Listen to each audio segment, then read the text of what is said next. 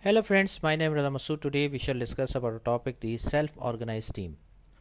Friends, this is a very important topic with respect to self-organized team in agile methodology. Friend, we must have to think that what is self-organized team and how to create the self-organized team in the agile methodology. So let's just start, friend. First of all, I would request you please subscribe to my YouTube channel and click on the bell option as well, so that my new videos can reach to you. So let's just start. Self-organized team. If you just see the self-organized team from the topic, you just see the term self-organized team mean that this is a team which is not dependent to any person. They are self-organized, they are self-motivated, they are taking the decision by themselves. So as per the Agile Manifesto include 12 key principles that define what it means to be agile. One of those principles states that the best architecture requirements and design emerge from the self-organization of teams. At the simplest level, self-organizing team is one that does not depend on or wait for a manager to assign work. Instead, these teams find their own work and manage the associated responsibilities and timelines. Self-organizing teams also take on the responsibility of choosing the most effective and efficient way to complete their work and regularly look to for ways to improve through experimentation. Basically, friends, self-organizing team means that in these types of teams there is no concept of a functional manager or project manager or head of the department or boss. Actually, they are the team, they are self-motivated, they are taking the decisions, they are the persons who are knows that what to do, what not to do, and as a team they are moving ahead. Okay, so remember, the self-organized team means there is no concept of a boss or project head who is assigning the task to them. They just take the project, and they are self-motivated, they are self-organized, they know that which person have to do some which thing, and they divide the work accordingly. Okay. uh, then the self-organization team, how the self-organized team work actually. First of all, the collaboration and the teamwork. When a team doesn't have a manager pushing orders, it's up to the individual members to communicate with one another and work together. As a result, the self organizing teams must embrace a highly collaborative style of working and operate as a true unit. Basically, friend, in these types of teams, self organizing team in Agile, there is no head of the department or a functional manager or a project manager who is pushing them to do this thing or not to do this thing. They are a self-organizing team, and because they are self-organized, so among the team member the collaboration and cohesiveness is at a very high level. They are collaboratively working with each other, they are discussing the things, they are taking the decisions and operating as a unit. Okay, so first of all, the most important factor of self-organizing team is collaboration actually. Then the next one is the competency.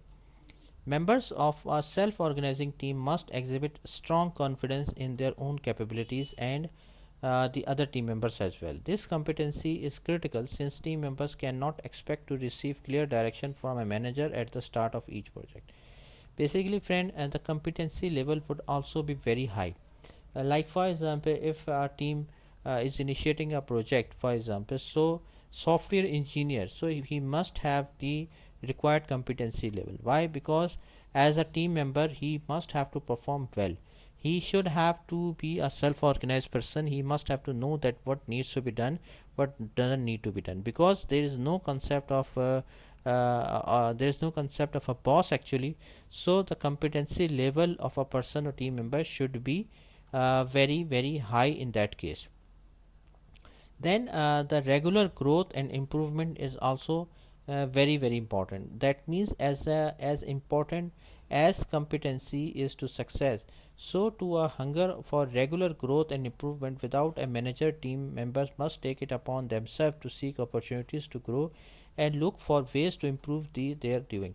Like, friend, again, as a team member, as a self-organized team, they will look into this, that how they can improve the process, how they can improve the product or project, what are the opportunities, what are the things through which they can improve the work.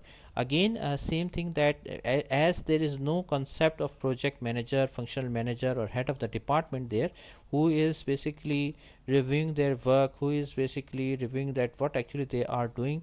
So as a team member, as they are self-organized, so they are looking for the regular growth and continuous improvement. No one is asking them here, very important thing, that no one is pushing them for the improvement. They as a team member realize that here is a need of a improvement, so if there is a need, so they must have to improve accordingly. Then trust and the respect. Trust and respect are key ingredients for all team members, and self organizing teams are no exception. Team members need to trust in the skills of others and trust that everyone will get the job done as planned. As there is no manager holding everyone accountable, additionally, team members must expect the options of others and work together to find compromises to differing views. Basically, friend, trust and respect is very important. That means, as a team member, you must have to trust on the capabilities of your team member. Like backbiting is not a good thing. That you as a team member, as a self-organized team, you will trust on the team member that they you are assigning the task to them, and they are working accordingly.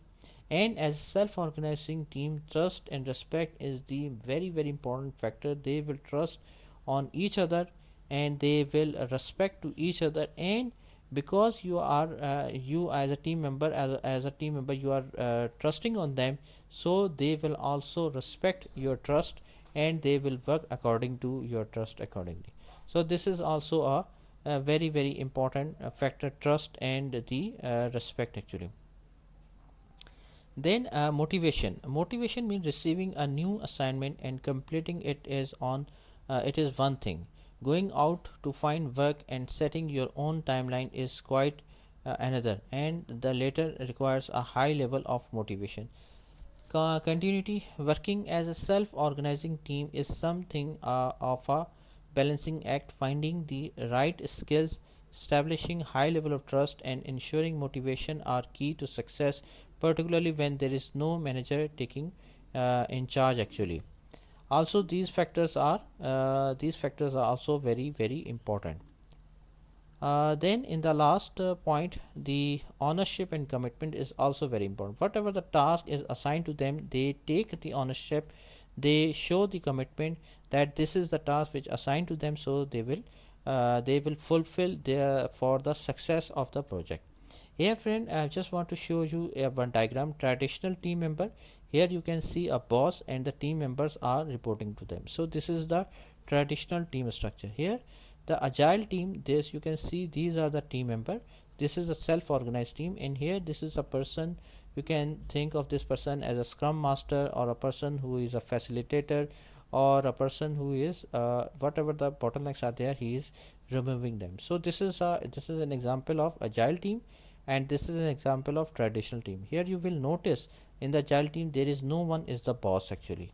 Okay, however here is this is the boss and these are the team member. However, this is, you can see this is the agile team, and there is no boss, and only one person is there which you can think of as scrum master or facilitator. So friend, thank you, thanks a lot for watching the video. I hope you like this video. If like, please share it with your friends and colleagues, and thanks for watching the video. Thank you friends.